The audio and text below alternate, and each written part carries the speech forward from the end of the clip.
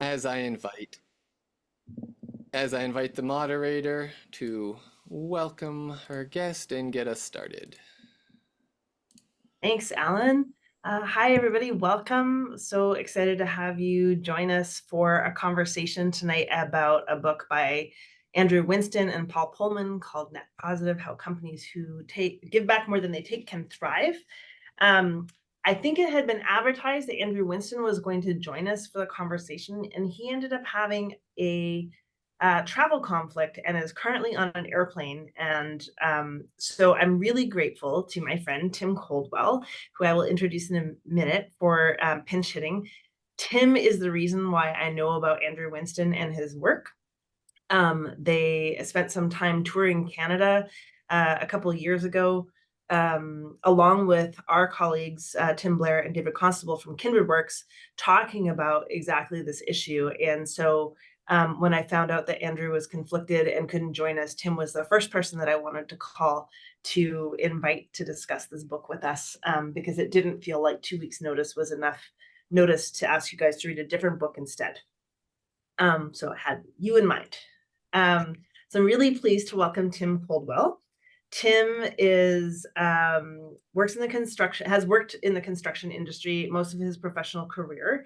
He was with Chandos Construction for 22 years. 6 to 7 of the last years, he was serving as president of Chandos. If you don't know Chandos, they are the largest certified B Corp general contractor in North America or the world. The world. In the world. They do about $500 million worth of construction, a lot of like values aligned projects. So infrastructure like swimming pools and city halls and affordable housing and projects that really add to the Canadian infrastructure. They are certified B Corp, which means they operate from a triple bottom line. They are employee owned. And Tim was appointed president at Chandos when he was 35 years old.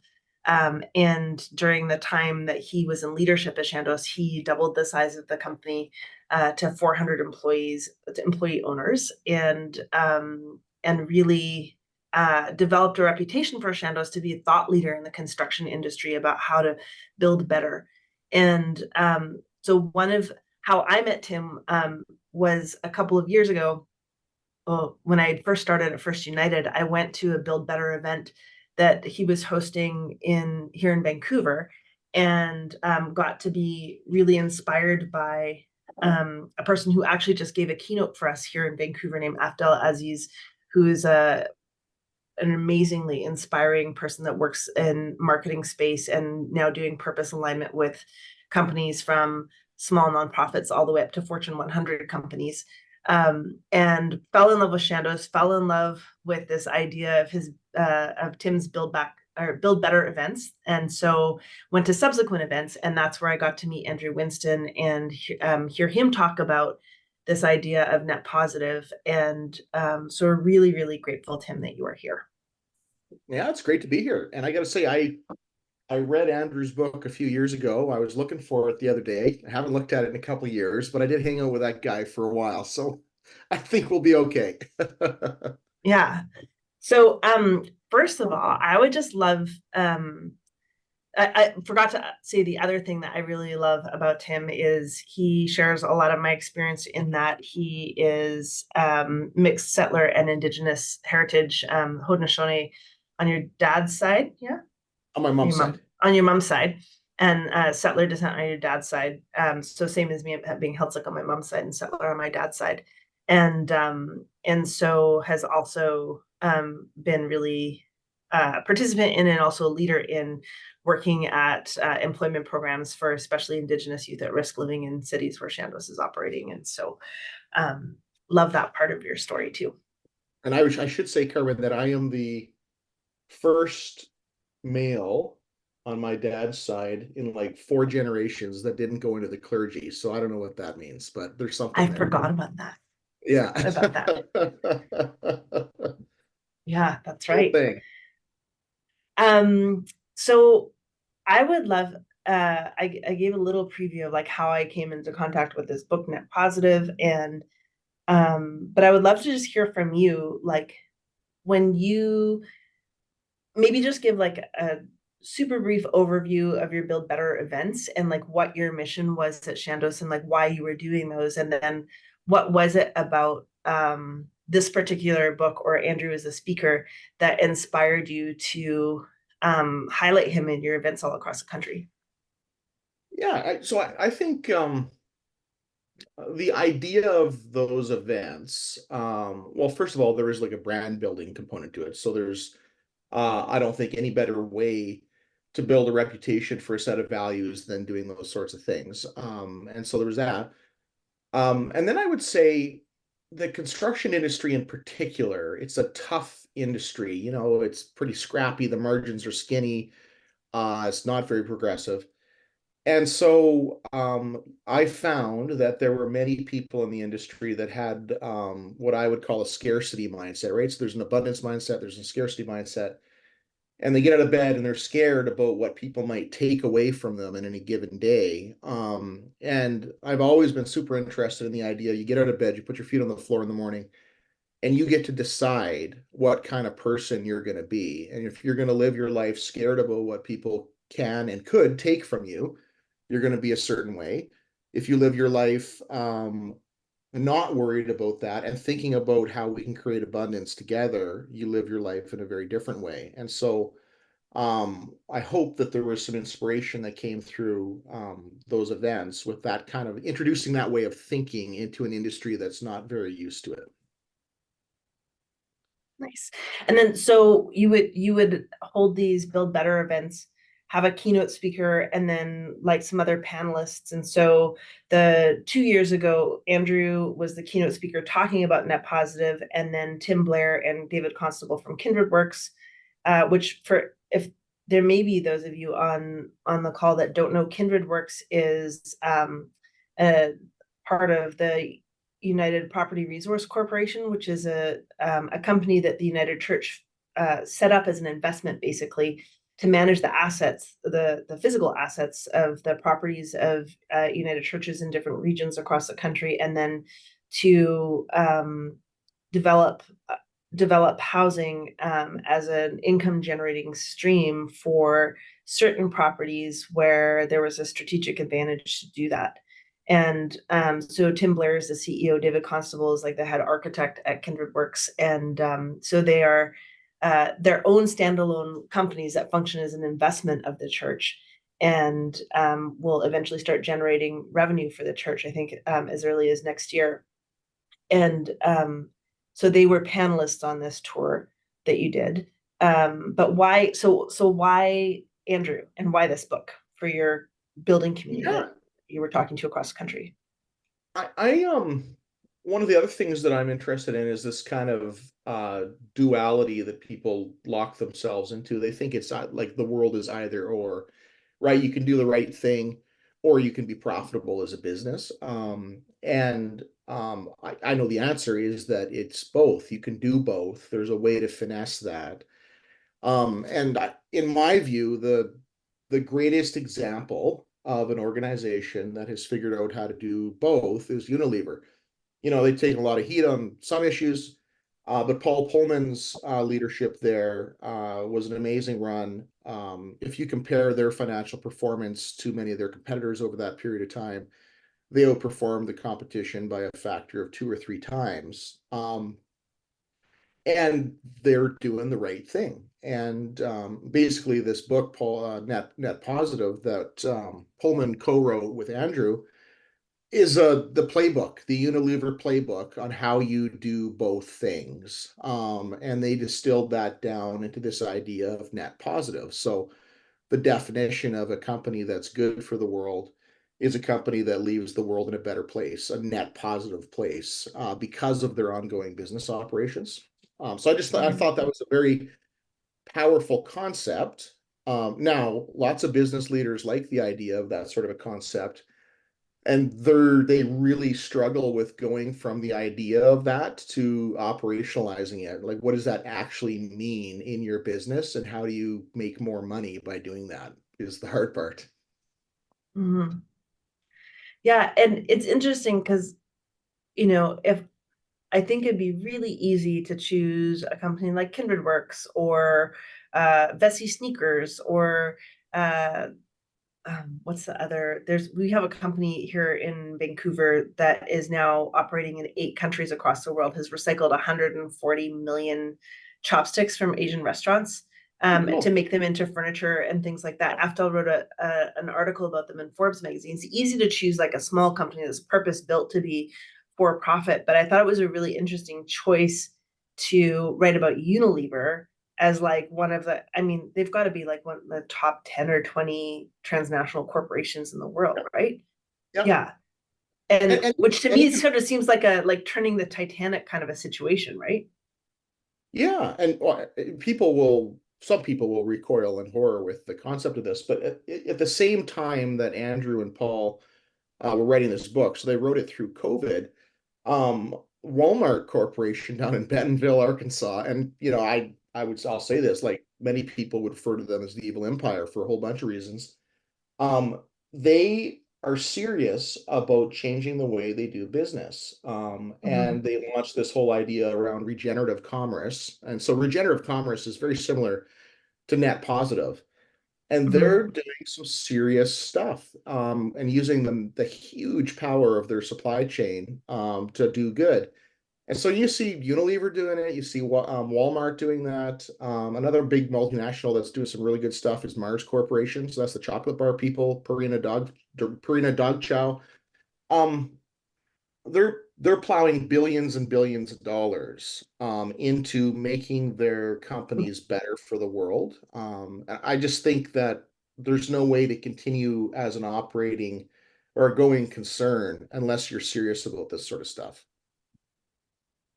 Yeah, I remember having a conversation when I went back to work while I was still doing my PhD, but after we'd had our son and we were living in Oakland.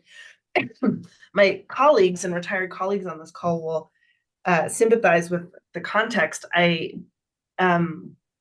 couldn't afford to parent through my PhD on a single income.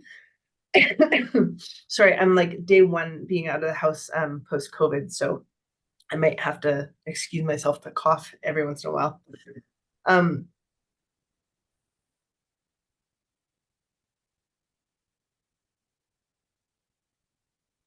Apparently drinking a smoothie was a bad choice and I should stick with water. So I didn't want to work in a half-time ministry position, getting half-time pay for what eventually sneak into full-time work. And I didn't want to work full-time in a ministry position because I didn't think I would finish my PhD, because ministry work would sort of subsume everything else. And so I decided I wanted to work for a values-aligned organization. I could still feel good about what I was doing, but it could be kind of like a 9-to-5 job. And then I could like parent and write my PhD on the side.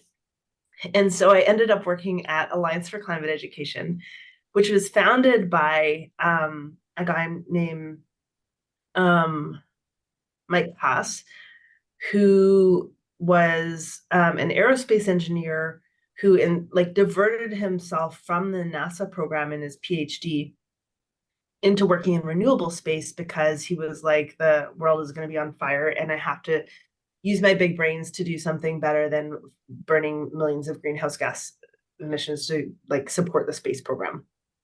And he had sold a bunch of wind farms to BP, which is how he had the money to start ACE and the Carbon War Room and a bunch of other environmental nonprofits and participate in the Clinton Global Initiative and everything. And so I had a conversation with him one day about, Mike. So there's every once in a while, like news articles would flare up about ACE and about how Mike was like sold out because he'd sold some of his wind farms to BP. And he's like, look, energy companies, if they want to be energy companies in the future, have to transition to renewable energy because they know that the current rate that we burn fossil fuels is not sustainable. And so they're at a pivot point where they have to like start investing in renewables or double down on fossil fuels. And BP is one of the companies that's trying to do the pivot. And, since then we've had like the Gulf oil spill and all kinds of things that have been really hard. But, it made me think in a more nuanced way about, like, one, how massive these corporations are and how much effort it takes to like change the way that they do things, especially when you have, tens of thousands or hundreds of thousands of employees that might not all be values aligned. When you change your values as sort of like the top leadership of the organization. But two, like, don't let the perfect be the enemy of the good, right? I think we should be actually telling these good news stories about companies that are trying to do things differently and supporting them, and saying, like, this is actually, we support these efforts. Yeah, So yeah. I'd add to that part of why I'm particularly interested in the idea of using business as a force for good is that I don't have the stats right in front of me, but it's something like 80% of the world's resources are controlled by corporations. So governments are the vast majority of the balance. So government is good for setting policy. I kind of think of it as raising the floor, kind of like a level playing field, make it kind of like a minimum. But business can raise the ceiling, and businesses around the world, particularly the big businesses, have more money, more resources than anyone put together. And so, the idea of us being able to flex our muscle and do good for society, is a very powerful idea. Now, you see, particularly in the United States, that's getting quite politicized. You see what's going on with Disney and Florida and all those guys. Um, I think there's a way to thread that needle. Ben and Jerry's is another good example. So they are notorious for sticking their nose into like global conflict as an ice cream company. I'm not sure I would do that if I was running the Ben and Jerry's brand. I don't know if you're quite qualified to lean in there, but there's this middle ground where in your business where you make decisions every day and spend hundreds of millions or billions of dollars operating your business, you can do things like choose to purchase from a BIPOC owned business. You can choose to create an inclusive workplace. You can choose to practice economic reconciliation with Indigenous communities. You don't have to wait for anyone to tell you to do that. And I think that businesses that lean into that, and don't overtly market it, I think you have to tell the world that you're doing it, but people want to buy from organizations that do that. And so there's a benefit that comes out the other side. Once again, I think Unilever is probably the best example of how to thread that needle. I met Paul Polman once. He's a cool guy. And the thing I talked to him about was how it gets, and I have experience with this. When Chandos was just starting the using business as a force for good adventure, it was easy because there was all sorts of stuff to do that was easy and it didn't cost anything. But as you get more and more well known for it, and as you get better and better at it, it becomes harder and harder to sustain the level of impact. And it also becomes harder and harder to sustain the level of profitability. And so I always felt like my head was in a vice, delivering on employee owner returns for a highly competitive entrepreneurial construction company. We got to make money, and then we also have to do good in the world. Poland and I both were chatting about, it's almost like the naysayers out in the world will say those guys are a bunch of communists. They don't make any money. That's how they can do good in the world. And you actually have to be the opposite of that. You have to be highly profitable. You have to make a lot of money. And that gives you the freedom to have the kind of impact that you really want to have as an organization. Yeah, I love that idea of threading the needle. And also, my cousin Tova taught me this saying about, like, it's important always to do the right thing, but also to be seen to be doing the right thing and never to confuse the two. And I think that we see that difference between, I mean, they are a very political company, but like Ben and Jerry's will take a stand for something and that it's like they're 100% committed. There's no greenwashing, there's no rainbow washing. Like they are a couple of old hippie dudes that like run their company the way that they want to live their values in the world. And then you see, an Enbridge commercial on an Air Canada flight, like the world needs energy, or like Canada needs energy, and it's like, here are all the things we're doing to make Enbridge like a green company as they let their infrastructure like crumble under rivers and do all sorts of things that maybe aren't really living into those values, but they want to be seen to be doing the right thing when they're actually not doing the right thing. Mm-hmm. To pick on one that my own tribal council loves to sue all the time.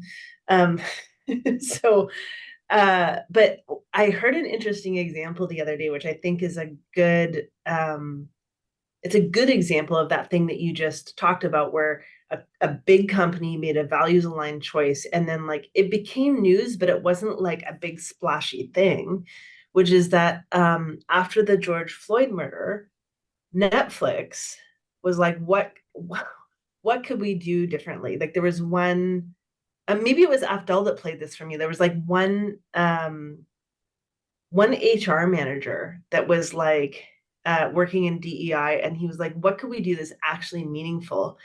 And so where possible, Netflix has changed, because the banking industry in the US is very, very different than in Canada, right? Like we have like a highly regulated super national banks and then a bunch of credit unions. And in the US, like anybody can start a bank.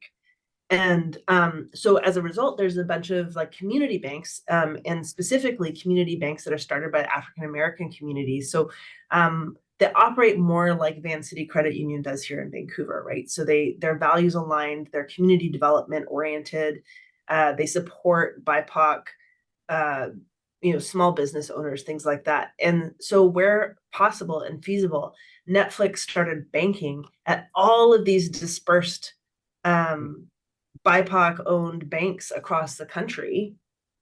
And it didn't, I mean, it probably cost them like reprinting some checks and, the staff time on their finance teams to like actually change all of their accounting stuff over to a new bank account. But like the impact in the BIPOC community was massive, because all of a sudden these banks had cash that they could lend to small business owners in communities that had been made marginalized. And such a simple thing to do a service that they needed anyway, which is to have a bank hold their money, but really had a tremendous impact in the world. And I love hearing those kinds of stories. I know, because you traveled with Andrew for 3 weeks, and Andrew has shared this with me himself, that he sees the importance of like positive narrative and like inspiring people with stories of hope, and also operates in a world where there is a lot of greenwashing and people criticizing ESG measures, so like in governance on for-profit companies, talking about environmental, social and governance impact metrics and things like that, people saying that it doesn't matter, or like flat out lying about the impact and doing greenwashing, social washing. And so he also struggles with like it's not good enough fast enough. And how, I don't know, in your experience as somebody whose career has been mainly in the for-profit business world, like to what extent do you think there is room for like truly being hopeful about a shift in the way that we do business? And to what extent should we still be worried and preparing for the climate apocalypse? Yeah. Well, I would answer that the same way Andrew would answer it. So I get to know that guy pretty good. He carries a pretty dark cloud around with him. He flirts with, it's too late, it's not enough. The darkness of that situation. And the thing that he keeps coming back to, and particularly when you see, some of the politics that goes on, and how that, you play people against each other with the fear of finances, is essentially what that is. The thing that keeps him going, is to always come back to the kids these days. I laugh when I say that, the kids these days, but anyways, um, when you talk to 25-year-olds, they like, this is not even a conversation. This is the biggest thing that there is to worry about. They are 100% committed to it. And if you, as an employer, even start to think about not actually having a meaningful impact in terms of climate or societal issues, they're just done with you. And that generation of workers is not like the boomers who would retire with a company and spent their whole career and they're all loyal. They will drop you like a hot potato and go down the street to someone who actually cares and who actually will lead with those sorts of values. And the greatest challenge that businesses have is the war for talent. That is the greatest challenge. And if you want to attract the best talent, you need to have shared values with that talent. And so I don't think that there is any way for the climate deniers to fight that reality. And it's just a matter of before they retire, essentially. So you think there's reason to hope? Yeah. Yeah. It's, if you ask me, are they going to like hit the targets that they hope to get? Are we going to stop the ice caps from melting? I don't think that's going to happen. But I think we're going to adapt as a society on the other side of that. And I think we're going to learn a big lesson through that journey. But yeah, there's parts of it that are just too far gone.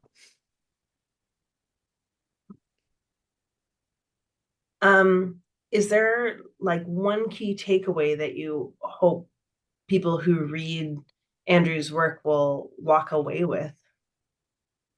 It's the cold hard data. It continues to boggle my mind, and I think I get to say this. I lived in Alberta for a long time, so I lived there. I lived in BC. I lived in Toronto. I've got a fairly balanced perspective, I think. But the science is incontrovertible. The math is the math. Electric vehicles are better for the planet. No matter what they say on the talk radio show in Alberta, they are better for the planet. The math works.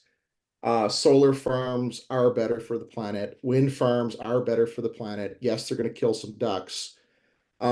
Yes, there's challenges in a cold environment where they don't work at night, but there's technology solutions to that.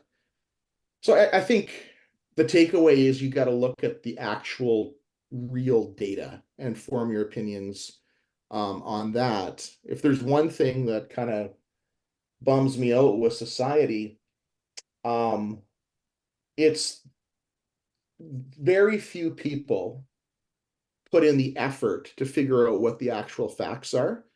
And like 90% of the people who walk the earth just repeat what the most popular person in their social group says. And they want to be part of the group. And so they just like keep feeding that cycle instead of actually saying, oh, maybe this is wrong. Maybe this is reality, because the social consequences of pushing back against the narrative in their group of friends and family or whatever is too great. That's the thing, in my view, that holds us back in many instances. Yeah, you just inspired me with another book title that I'm going to send you. I have over the years, every time I have a conversation with Tim, I leave and then I go on Amazon. I'm like, send this book to Tim or 3. So I'm sure he has like this like partially read, some unread books that I have sent to him over the years. But another really great one I just started reading is Ezra Klein's Why We're Polarized. Okay, I haven't read that one. Yeah, it's I'm only about a quarter of the way through it. So, but I have no more months of book club planning left to add that to this book club's book. But for anybody who's interested in I think especially the American influence on political polarization, or like the American context of political polarization, and then also I think we feel its impact here in Canada, and we tend to parrot what they do like 10 to 15 years later, which would put us like right on target for a major housing crisis sometime in the coming year or two. It's really interesting because he talks about how it's actually building community and talking to our neighbors in a way where we stay curious. And get at the heart of exactly that thing you named at the beginning of our conversation, where like people are operating out of a place of scarcity and fear that something is going to be taken away from them. And that if you can have a conversation together, the root of like, what is it that you're scared of, without maybe not saying it that way because it would sound condescending, but like to get at the heart of like, what is your neighbor's deepest fear, then and you can have a conversation about that, and then you talk about like what you each know about something. It makes the conversation a lot more palatable. But we just seem to keep like having these positive, reinforcing feedback loops where like a politician will say something particularly in a particularly polarizing way, which then fires up their base, which then encourages them. And so it creates this like reinforcing feedback loop on both sides, not just on, those who are in the social conservative side. There's my leadership style. When I was at Chandos, so 800 employees and 5 different provinces. There's a lot of different perspectives in that, and they're all a bunch of 400 employee owners. My style was to not let them draw me into the debate on culture wars. Like I was just not having any part of that, and I just kept bringing it back to, I really don't care about your kind of religious perspective or what that looks like. What we're doing here is we're running a company, and we're going to do what's good for the planet, and we're going to also do what's good for society, and we're going to do what's good for our unit holders. And the thing that was unifying in all of that was to show them how you can make more money by doing what's good for the planet and what's good for society, and by being inclusive, and by doing Indigenous reconciliation. That was the leadership thing to get everyone focused around, and just leave all the rest of the static out of it and bring it back to, we're doing Indigenous reconciliation because it's good for the company, and we're going to be better off because of that. We're doing diversity because of that. We're doing net zero because of that. When you frame it that way, you get a very different response than if you try to kind of do the higher road. You're bad people if we don't do this kind of hectoring way of doing it, right? Yeah, that's an interesting perspective. I'll be interested to hear what folks in the book club think about that in terms of like mirroring that context back to the church, where like we're in the business of talking about values for value's sake. Like, what does it mean to be disciples of a risen Christ, who in the United Church we have theological arguments about who we say that Jesus is to us, which are vary across the spectrum, but to the very liberal side of the overall Christian spectrum. And we also like still have those culture wars in our own church, and we have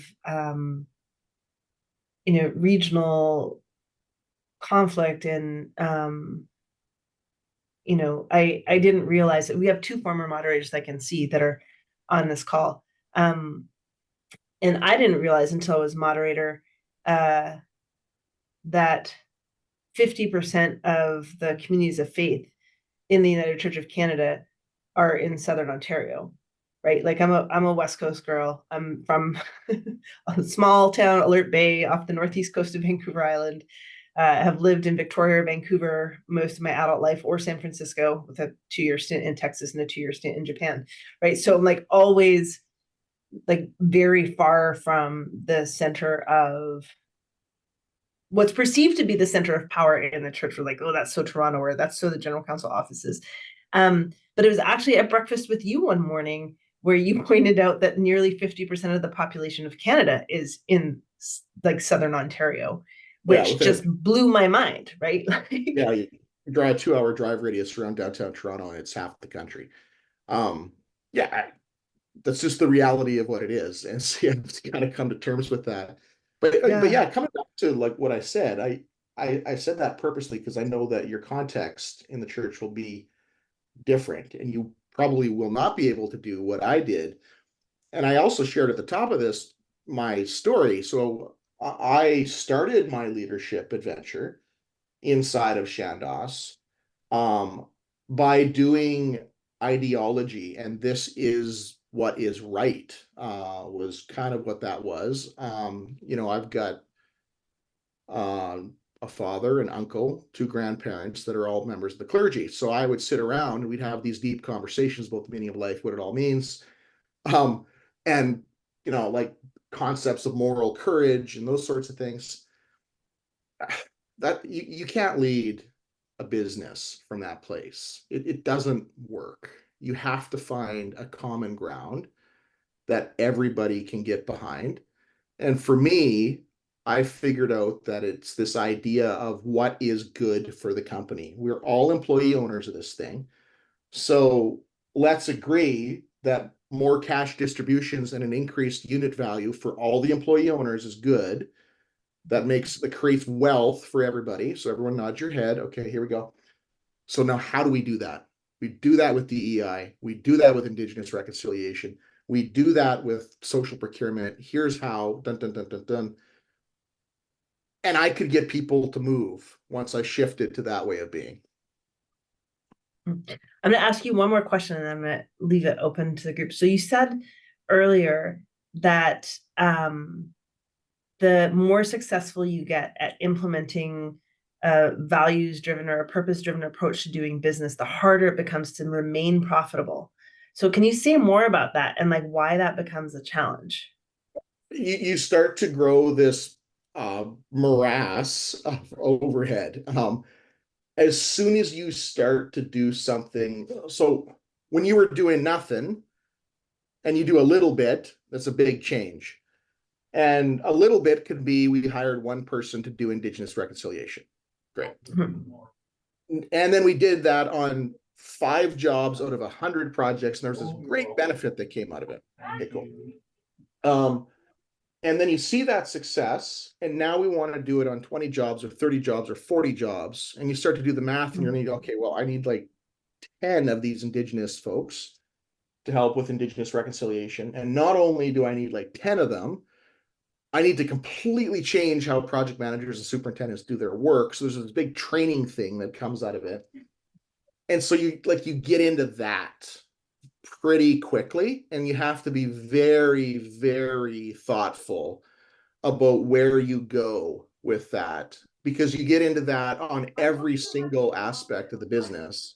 And strategy is about choosing, it's about saying no. And so you have to say, you know what, it might be better for society if I did a whole bunch of this stuff over here, but I think it's even better if I did it over here. And I have limited resources in this business. I can't, it's not limitless. So I'm going to put the chips over here, and I'm going to let that side of it be suboptimal. And you just got to be okay with that. And if you try to solve everything everywhere, then you blow all your resources, then you stop becoming profitable. Then you don't have any cash to actually do the impact.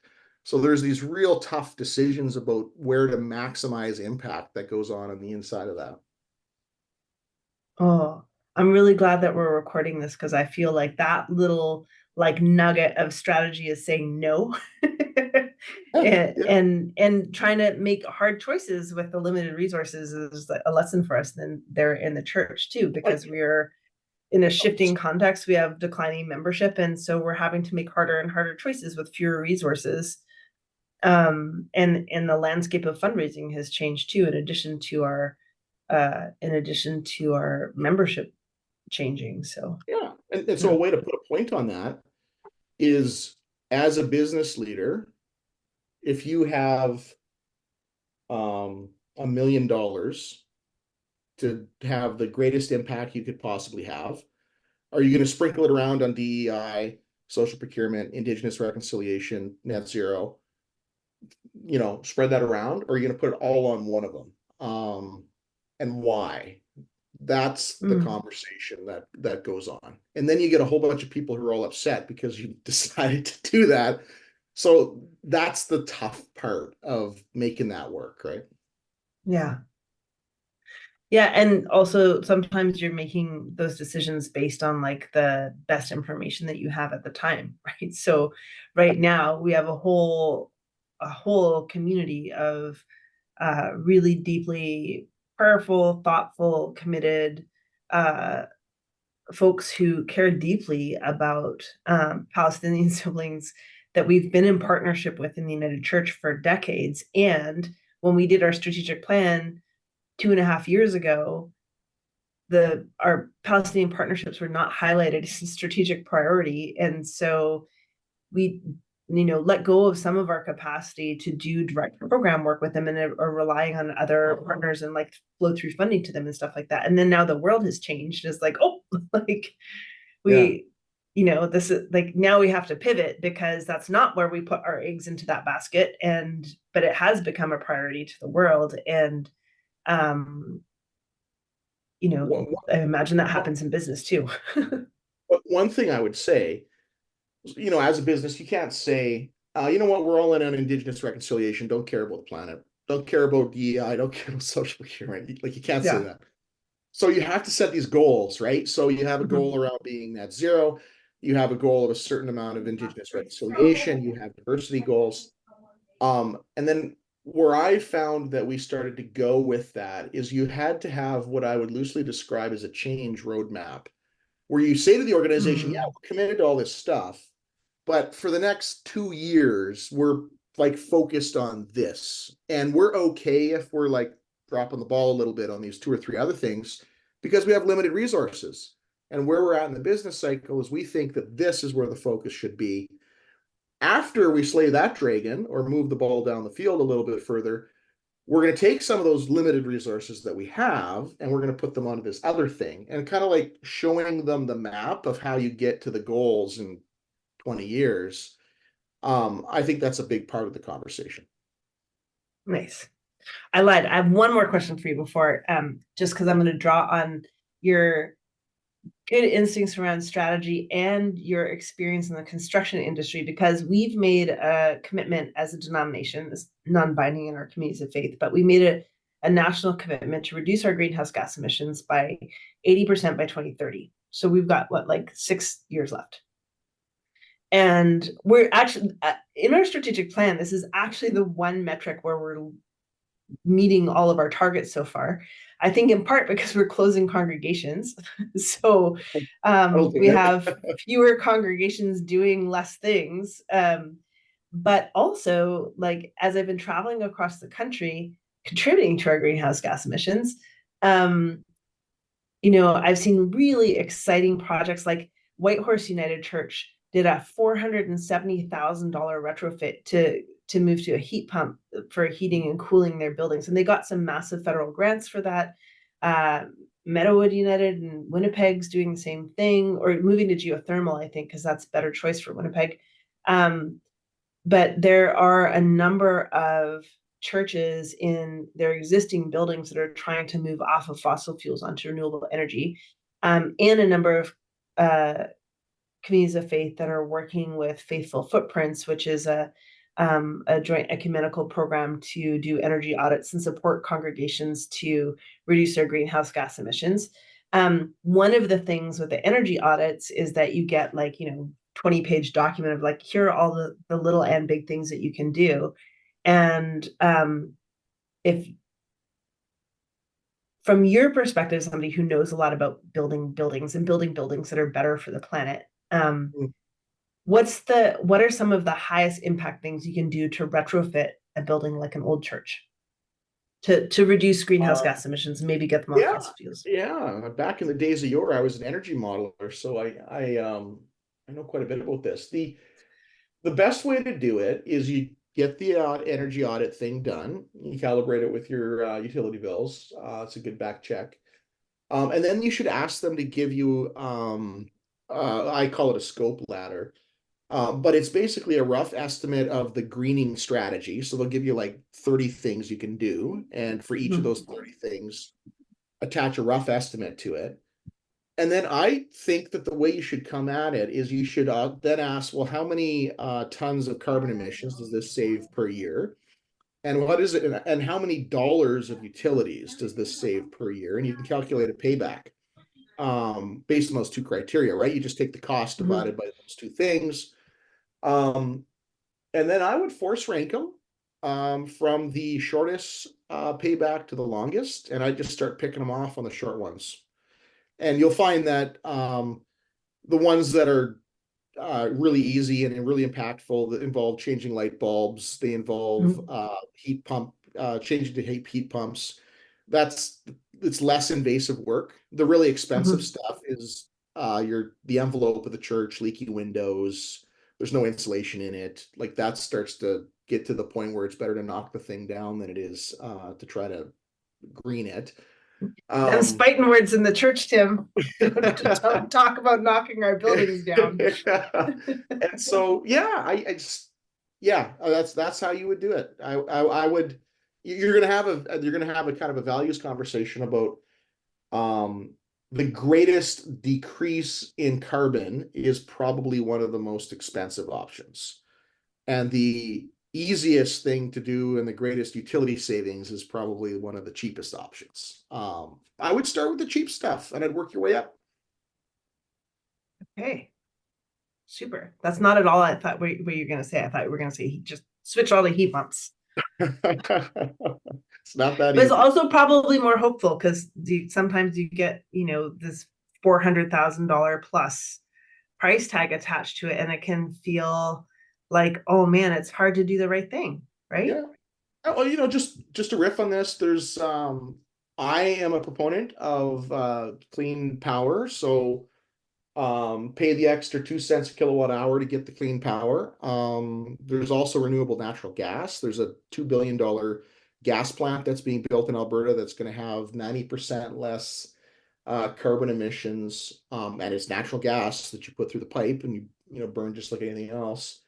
So I'd pursue those sorts of things as well.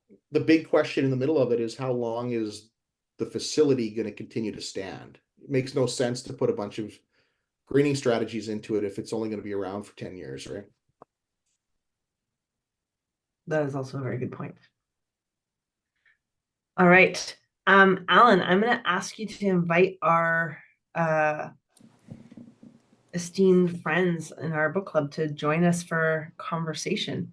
And because you know what I've been up to the last couple of years, Tim, in the chat, I just put the link to the newest Instagram pictures from First United's development. So we did actually knock down First United in Vancouver, and they're rebuilding it with a purpose-built 11-story building with four floors of church space and outreach ministry space and 7 floors of secured non-market Indigenous rental housing operated Cool. by Luma Native Housing. And they just got, they're just starting to build the first floor. So excited about that. And sadly, Shandos did not win the bid to do that building. But now I'm not at First and you're not at Shandos. We have questions for Tim or reflections on the book? Places where it kind of pushed back on your thinking or inspired you, or where you feel like you want to poke holes in it a little bit? Tim and I might go to bat for Andrew a little bit, but we also might go back to him and say, hey, those people in the United Church of Canada had a really good point. What about this? So reminder folks, if you have a question, if you can raise your digital hand, so move your mouse, you might need to go down to the bottom and find reactions. You might need to click on the 3 dots with more, and then you can raise your hand and I will ask you to unmute, or if that's not a thing you want to do, type in all caps, please read, and then type the question in the chat.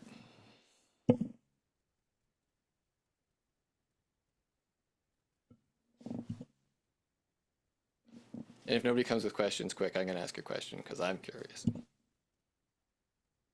All right, why don't you go with your question? I'm going to blow my nose again. Oh, we got one. Do we have one hand raised? That's a clap, which might be Oh, trying to clap. raise a hand. Ellen, do you have a question? I do. So I just wanted to add me so that people can actually see me while I ask my question. So my Okay. question is around, and this might be too much, and that is fine. But the concept of profit and growth and the use of percentages there rather than absolute numbers. And I know that's how we work, and I know that's how capitalism works, but it makes the numbers bigger as the numbers get bigger, which doesn't always make sense. So just any thoughts you might have around that. It's a thing I struggle with constantly. Yeah, I yeah, what's a good way to come at that? Well, here's the thing that most contractors work with, right? So, um, most contractors have overheads of about 5%. That's a very sticky number. Um, and most contractors target 2 to 5% net income.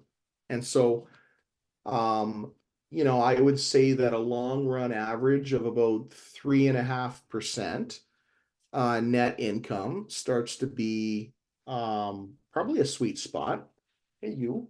And and when you start to make decisions as a leader to say, I don't want to do 3.5%, I want to do 2.5%, because that extra 1% is going to allow me to do these social things. You got to have a really good reason for doing that. And so my way of being was to always push so that I could say, yes, there is a cost to doing this. It might be a 0.5 point cost, but we are also going to make more margin by doing that. And so that started to be the magic. Does that answer your question, Alan? Yeah, it's a good start at answering my question. I could go on forever about percentages, and I spend too much time reading stuff about business and degrowth and all of those fun topics, which just complicate all the capitalist funness. So that's why I There's, appreciate having books like this, right? Like it just gets you to think in different ways. I would say on that,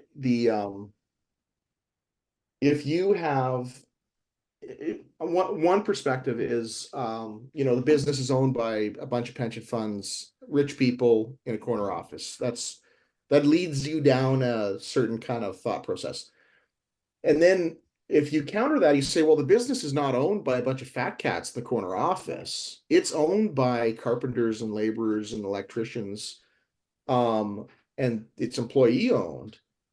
And now you're going to say to those folks that you want their investment to shrink because you're not going to grow the business. Like that doesn't work. And so, For sure, right? there are no easy answers to any of this, Yeah. right? And systems change, which in some ways feels like we need sometimes, is a really hard thing. But that's why I love hearing different perspectives from folks. So. Yeah. Ellen Wood, when you were doing the clapping, was that just clapping or were you trying to ask a question? And your microphone's off, so I can't hear you. Sorry about that. I have That's okay. log issues going on here. What was the question? I was just asking, Ellen, did you have a question, yes or no? You did have a question. So I see Ellen and then Mary Shearer. I think Ellen might need some. I asked to unmute. I did ask Alan Baker unmute, and I thought they shook their head that they did not have a question. There you are. I just wanted to say that biblical understanding is that no institution exists as an end in itself. And that I would include the church in that, as well as businesses and schools and all identities. But the biblical understanding is that we work for the common good. And so part of the task of the church is to remind people and institutions that there is a common good and we have a responsibility to it. But we're dealing with a huge systems that aren't necessarily interlinked to each other. And so it seems to me that we're doing a piecemeal approach, which is okay. But the climate emergency is much bigger than that, I guess. It's not so much piecemeal. So there are two questions. And some of this comes out of my work writing letters to government or institutions that are polluting or no fair wages for people, that kind of stuff. So confronting the spirituality of an institution and its physical manifestations, can the total structure be transformed? That's one question. And the other question is, can you talk about how shareholders who are in, and this is my perception, who are interested in making money, how do they buy into this transformation of a company? Yeah, it's a great question. I guess I would start with there's a misconception with Canadians that the directors of a corporation have a fiduciary responsibility to maximize shareholder value. That's not true in Canada. That's true in the US. There is a legal responsibility to maximize shareholder value. In Canada, the directors of a corporation have a fiduciary responsibility to do what is best for the corporation. That's a very different thing. And so I think what's starting to occur is I'm keying in on your kind of the language you used around we should remind people about what's best for society. Sorry, that was what is best for the common good. Sure, I would, in my mind, that's I would use that interchangeably in my value system.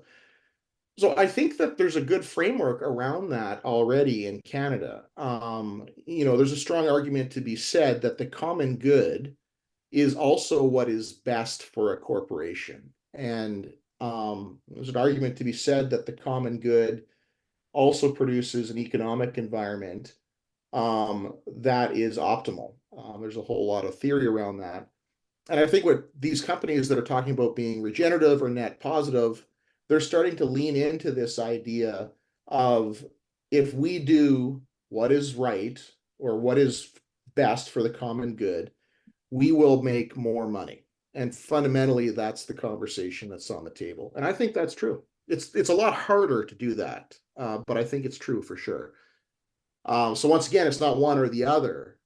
You have to lean into, if you are the kind of person who wants to make more money, the best way that you can do that is to do what's best for the common good. And here's how you do that in the context of our business. I would add, like you asked the question too about, how do you convince shareholders? And I think that we're really lucky in Canada that we have an organization like SHARE, which is the Shareholder Association for Research and Education. Our pension is a member. Some of the big institutional philanthropy, like foundations, are members, like Vancity. No, not Vancity. That's credit union. Vancouver Foundation. I just finished a 3-year term on their board. Similar size in terms of like $1.5, $1.6 billion in assets under management, similar in size to our pension.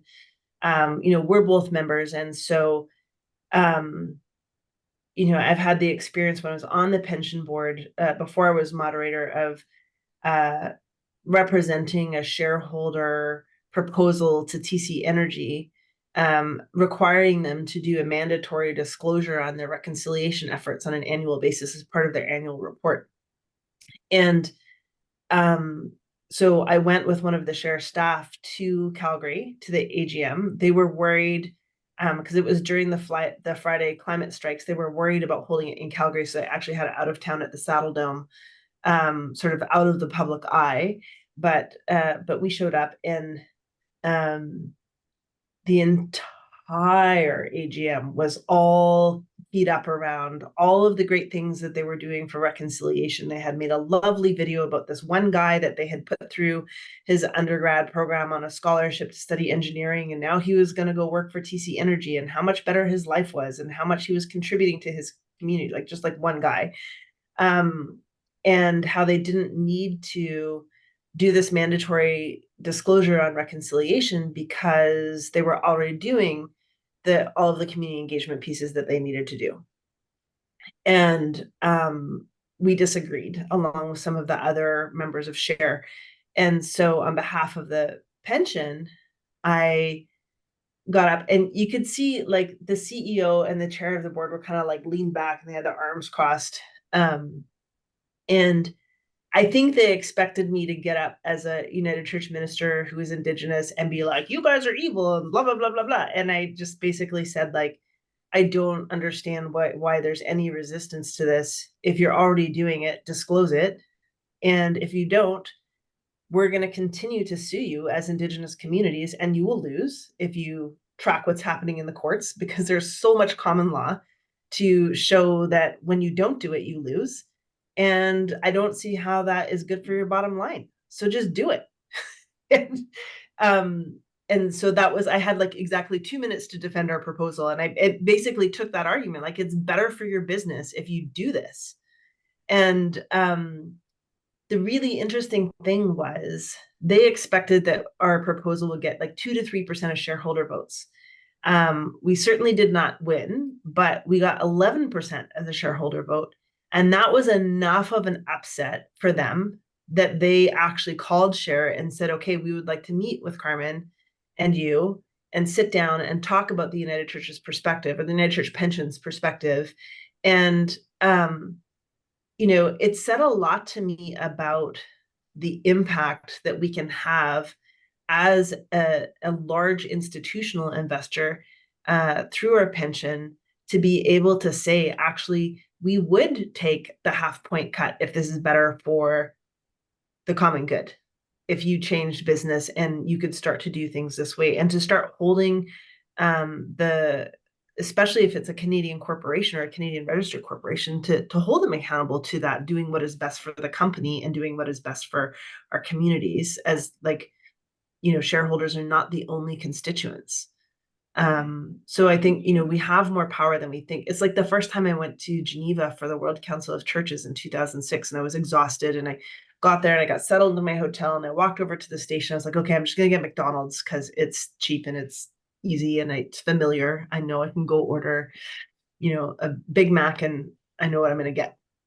So I go to McDonald's, 2006, and the liner tray, like the paper liner that they have on the tray, on the back of it, there's a list of every known allergen in their entire menu, what might have possible cross-contamination, a note that 75% of the food used to produce McDonald's in Switzerland is grown in Switzerland. The remaining 25% of the food is grown in the EU, no GMOs, fair trade coffee, and everything is compostable. This is like 2006. And I'm like, wow, like McDonald's is not this big bad giant that we have no power over, because the people of Switzerland have said, like, that was like their statement of compliance with the law in Switzerland. And so the people of Switzerland said, if you want to sell us a hamburger, you have to sell us a hamburger in compliance with our values. And, I think that we sometimes can be a little bit nihilistic about our collective power to hold our elected representatives accountable, but also like to get our pensions to speak on our behalf, because those are like, when you're talking in the like 1, 2, 3, 10 billion plus dollar range, like you have a way bigger say at the table if you can convince the leadership of your pensions to do that too. And I'm really proud that the United Church does that we are active in Share. I'm going to speak at their summit in 2 weeks here in Vancouver. Thanks. Yeah. Mary Shearer, I saw your hand raised earlier. Do you still have a question? Yeah. You can hear me? Mhm. Okay. So when we, well, first of all, reading this book was very good for me to see the positive things that can happen with business. And then I thought, well, what about the church as a business? And then I thought, how can we rewrite our mission statements, which were common, 15, 18 years ago? Many churches update them as they go along. But should we be reflecting something different a bit in our mission statements if we're trying to really reflect our values that might attract someone to say, hey, I really like that? So how do we go about that? That's where I stumbled. Well, I know Tim. That's definitely not a question for me. And I also realized that Tim agreed to pinch hit for Andrew today, but he also has a commitment to a kid and he has to leave in a couple of minutes. So maybe I'll do. Carmen, Yeah. I'll just let me get to the truck and I'll take her to soccer, but I'll link back in on my phone so I can listen to audio. All right. Well, we'll let you do that, and I'll answer Mary's question. And then if you are available online by audio later, if somebody else has a question for you, then we'll loop you back in. But thank you so much while we have you on screen. Okay, I'll see you in a And minute. if it doesn't work, then it's all good too. Right on. See you in a minute. Okay. I think that's a really interesting question, Mary, because and I'd be interested to know what others think, including our former moderators who are on our call, who have had the experience that I'm having now of like holding the whole, the big picture of like the whole experience of the church across the country. I've been reading a lot of Andrew Root lately. This guy here, Churches in the Crisis of Decline. He wrote a book for lay folks in the church called When Church Stops Working. And if you know the Canadian philosopher Charles Taylor, who wrote this massive book called The Secular Age, he basically argues that the main impact of the secular age is that we have forgotten about the transcendent and to center the transcendent in our lives. And we're so focused on everything that's imminent and right in front of us. And sort of like the gamification of things on our phone makes us want to have instant gratification around things all the time. And Andrew Root argues, and I'm not 100% convinced, but he basically says that the church is stopping working because we're too focused on trying to bring business processes into the church, or worried about how many people are in the church instead of like the actual like life force that you feel in the church. Which comes from turning our attention from God to the church. And that he argues that we could do more to refocus in a very countercultural way our attention on the transcendent. And he says, rather than, not that there's no place for strategic plans and for mission and vision statements in the church, but he makes an argument in When Church Stops Working for us to use watchwords. So like, what are the things that are scriptural? What are like scriptural references that we can hold on to, that we can watch for in the life of our communities of faith and in our communities? And so for me right now, it would be our texts from Joel and from Acts about our young people will see visions and our elders will dream dreams. It's gendered in the text, but I tend to try and scrub that out of there. Don't see why only the men get to do it. So like those are the things that I'm watching for, and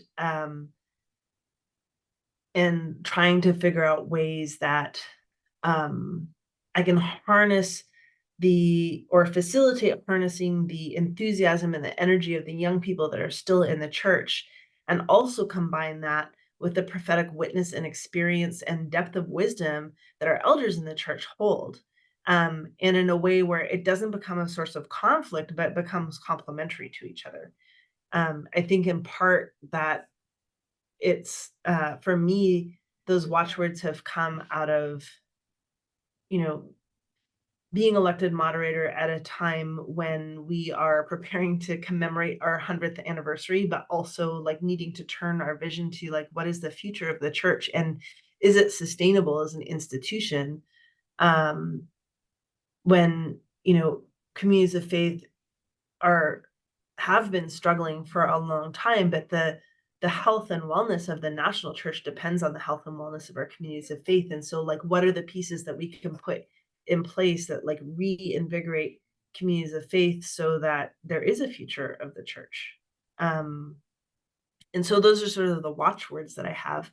I don't know that there's any one particular answer, because it depends. Somebody said to me the other day, the United Church loves a good standard process. So if we were talking about, like, would it be useful to write a resource around property management? And how do you have conversations about strategic use of your actual church building, and considering redevelopment? Because we've got some communities of faith that have done that really, really well, and others where it's created a massive liability for the church, or they've gotten into financial trouble because they tried to do all the things like maintain ownership of the building, have only affordable housing, and have no capital campaign and a new church building. Like, that math doesn't work. So, I was talking with some colleagues about, like, could we write a guidebook or like a resource book to help congregations be like, what are the strategic conversations you need to be having to decide, like, what's the right thing to do with your property? And they're like, no, like, things change too much. And if you write anything on paper, then you're going to have every community of faith is going to go like, oh, this is the way we have to do it. And I think that's a bad habit in the church. So I'm trying to figure out, can it be both and? Like, can we encourage conversations that are thoughtful and creative, that consider questions rather than providing answers? And so I think it depends on your unique circumstance, right? Like, what is, mine and Tim's other mutual friend, Afdel Aziz, said at his keynote here in Vancouver, like, what is your unique superpower and where does it meet the need of the world? And I feel like if we can truly live out this vision of being a church that practices deep spirituality, bold discipleship, and daring justice, but each community of faith can figure out, like, what are the needs of my community? Who are my neighbors? And how do I be those three things or how do we be those three things in our own unique way as, Bella Bella United Church, or, trying to think of, blanking on, like, Rosedale United Church, or like, I'll just pick all the places where my grandpa was in ministry, Arundel United Church or Mount Royal United Church. How did those particular communities of faith take the energy and life force that is already existing and respond to being an ambassador for that call and vision out into their community? I think that's where, like, the church meets the world, but we have to do that in a way that is focused on God and our discipleship. And First United Church is always a safe bet. Yeah. Or Knox. Or, yeah. I don't know. Does that answer your question, Mary? All right. I don't know. Tim, did you make it back on? You're probably driving. Yeah, I'm back. No video. Oh, look at you but in I'm your back. truck. Okay, James, I see your hand raised, James.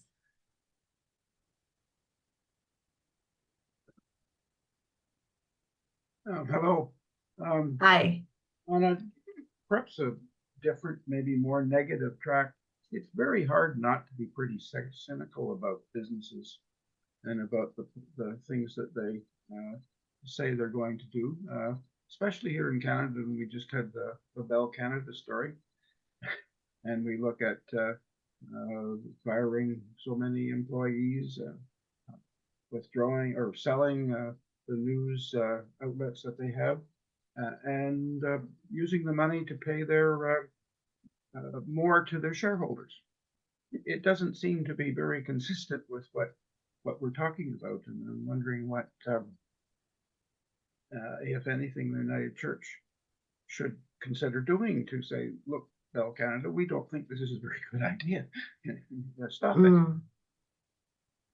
Yeah, that's an interesting point. And I think I'll ask Tim to jump in after too, but I think there's a difference between, like, first of all, we can't tar all corporations with the same brush, right? Like, the majority of companies in Canada are not massive corporations like Rogers or Bell or TELUS or Enbridge, TC Energy.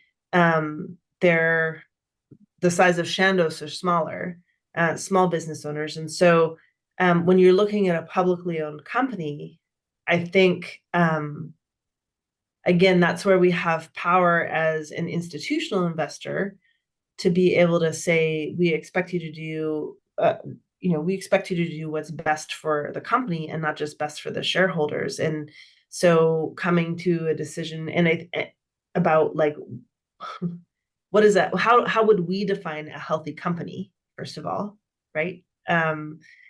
In that it's not just financial returns, but also you can't live just on financialization, right? That is extracting the financial resources from a company solely to benefit shareholders is not actually a sustainable business model. But yet that's what we see happening in a lot of transnational corporations, in the financialization of housing, where you have there's one particular massive landlord that I've read about that now owns something like over 500,000 units of rental housing in Canada, and they were former slum landlords and now are buying all of these multifamily units. So they'll take an apartment building that was built in the 1960s and either renovate people, or as people move out, they'll do very, very minimal, like $2,000 to $5,000 worth of upgrades to an apartment unit and then charge market rates for it. And so the faster they can get people that have been long-term renters out of the apartment, and the more they can jack up the rent, the more money they can create. And so they're not adding value by maintaining the actual infrastructure of the building. So they might be doing a coat of paint and a new countertop, but not actually ensuring that the pipes are undergoing backflow testing every year, or doing the annual maintenance on the boilers, or worrying about things like that. And so they're putting minimal financial investment into their assets to maximize the cash returns to shareholders or to the owners. But it's drawing down the value of their balance sheet, right? So their buildings are depreciating, they're letting them run on deferred maintenance until they crash out. And then because the value of property is so high, that eventually they run those buildings into the ground, and the building then isn't worth anything, but the land is still worth a lot. And so they get to tear it down and get financing to build a new building where they can charge even more for like a brand new condo that's half the size, and you've got twice as many units, or because of upzoning, you have maybe 10 times as many units on that same thing. And so they're maximizing the financial return out of the housing in a way that is intentionally extractionist, right? The same way that we did mining for and logging for a huge portion of the 20th century. But not every company does that. And so I think we have to be really selective and specific when we're talking about corporate behavior. And so like Bella is a good example, because they're extracting the wealth out of the company for the shareholders, but it's in the end going to be to the detriment of like news in Canada, which is probably not supportive of their mission. But then we have other companies like Shandos, or Van City, or Kindred Works, or whatever, that are trying to do things in a more sustainable way that actually is playing the long game in accomplishing the purpose of the corporation, rather than solely trying to generate profits is like the number one and the only thing that influences all their decisions. I don't know, Tim, do you want to add anything to that? Yeah, I'd say I don't disagree with the comment. It's that it is hard to have faith in the power of business as a force for good when you hear some of the stories. I would say that when you take a look at the data, for lack of a better term, on, let's just call it, indicators of a company doing what is best for the collective good, and you take a look at what's happening in those businesses on average these days, just pick like a sampling of the TSX or something like that. and then you look at what it was back in the 70s, you'll see this massive shift forward towards a collective good. You just never hear about that on the news. You never hear about the businesses that are doing great things. And then this might be a little bit controversial, but the Bell thing. So when you start playing around, before I go to the Bell thing, let me also say, like, I think one of the biggest problems that we face as a society is the concentration of wealth in the very few. That's a big problem for a whole bunch of reasons. I think employee ownership is a model that winds the clock back on that. And you're seeing, so instead of, an entrepreneur starts a business, grows it up over the course of 30, 40 years, has 150 employees, it's making 20 million a year of net income or something for the family. Back in the day, those businesses would get gobbled up by the multinationals. These days, we're starting to see the employees buying them. We're starting to see government-backed finance vehicles that allow the employees the cash to buy those businesses. We're even seeing legislation in the UK where it mandates a requirement that a company over a certain size has to consider an employee buyback option in any transaction. And so this idea of, like, let's wind back the concentration of wealth, I think, is an important thing. And then back to Bell, I think a lot of people forget, like, who owns these publicly traded companies. 90% is running 70, 80% of the ownership of the big publicly traded companies are pension funds. And so that's the money that's paying everybody who's retired. And so, like, you got to make money. The pension fund can't be shrinking; it's got to be growing.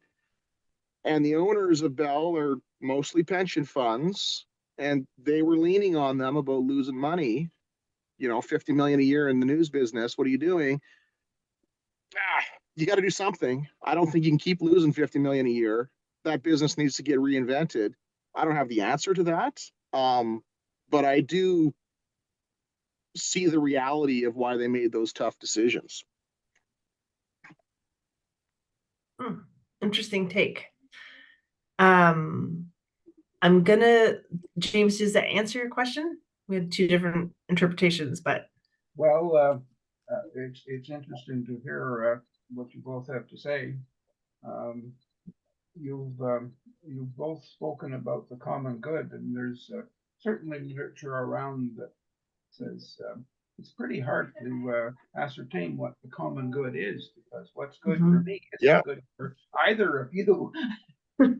Yeah. So talking about it in that vein does add another question to the discussion, doesn't it?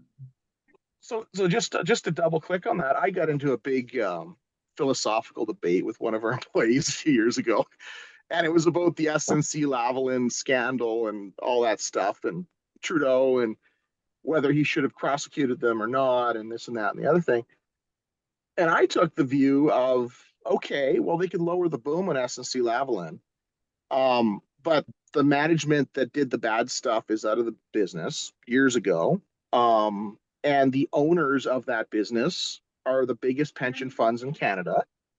So should we wipe out 20% of the value of some of the biggest pension funds in Canada by lowering the boom on the business? Is that the right thing for Canada? And I don't think the answer is yes. I'm on Trudeau's side with that whole math. And so these issues are not as black and white as folks would think, I think. Well, almost like when, go ahead, James. I would certainly agree with that. I think perhaps the challenge for us is to see both sides of it, so that we have some sort of sense of reality. Yeah. And there's a part of me who's like, yeah, those guys at S&C did bad stuff. We should be throwing the book at them, but throwing the book at them wipes out 20% of the value of Case Depot or something like that. And do those people deserve to get a 20% whacking? Probably not. Yeah. Okay, well, no easy answers to any of this stuff. Tim, thank you so much for joining us. We have 2 minutes left, and I want to take a moment to just say thank you. I know you're in the truck on your way to soccer practice. I love your commitment to your kids. And also to remind folks that we have an anomaly, that our March book club is actually 2 weeks from now on Tuesday, March 5th at 3:30 Eastern time. So it's a Tuesday at 3:30 instead of a Thursday at 6:30. We are doing our Lenten resource that was put out by the National Church this year called Act Fast, which is about the climate crisis. And the Reverend Christine Boyle, who is also a city councillor with the city of Vancouver, is going to be our guest to discuss it. Chris was one of the main folks involved in our fossil-free faith initiative, in pushing the church to divest from fossil fuels, and is since 2017 been serving as a city councillor with the city of Vancouver, is up for re-election, or just got re-elected, sorry, in last year as one of the only, I think, 2 or 3 members that was not sort of the main party ABC that won, that's been very controversial in the city over it since they got elected last year. Anyway, very excited to hear from Chris. Some of you may know her partner, Seth Klein, who is a former executive director with the Canadian Centre for Policy Alternatives, is the author of The Good War on Canada and the Climate Crisis. And and his sister is Naomi Klein, who is well known as a Canadian author. And so Chris comes to us with a very wide-ranging and engaged perspective on climate and public policy, and is also United Church minister. So she's really looking forward to digging into people's experience of Act Fast, which is not a long read. It's a daily devotional for Lent. And so if you don't have a copy, you still have time to order it, get it, and read it before March 5th. Thanks to Alan, as always, for hosting and doing all the tech stuff, so I don't have to stress about that. And thanks again to Tim for joining us on short notice this week. Great. Have a good week. Hey, thanks, Tim. Enjoy soccer practice. All right. Thanks, everybody.